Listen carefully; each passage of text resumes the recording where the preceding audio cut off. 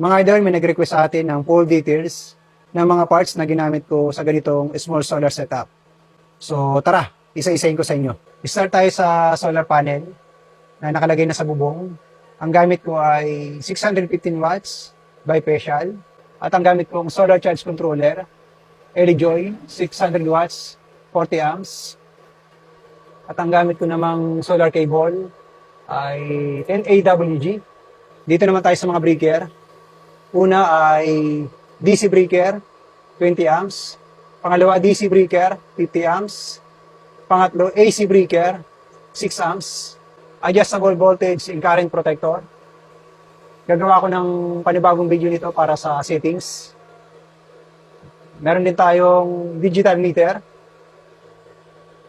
ATS or automatic transfer switch. Ang ating inverter, 3,000 watts. Meron siyang continuous output na 1,500 watts. Peak power, 3,000 watts. Pero hindi ko siya sinasagad sa 1,500 watts.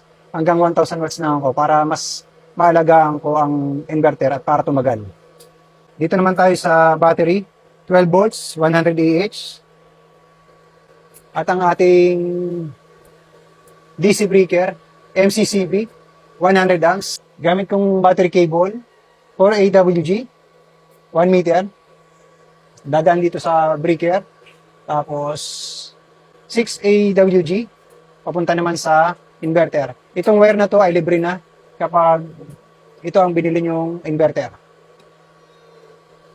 Tapos yung wire pala natin na to, galing sa solar charge controller, papuntang battery, 8 AWG. Pansamantala lang to dahil hindi pa dumadating ang order ko online. Pero pwede na rin kasi hindi naman siya umiinit. Kaya naman. So, yun lang mga idol. Sana nakatulong. Ilalagay ko rin pala ang link sa Yellow Basket kung saan ma-order ang mga parts na to.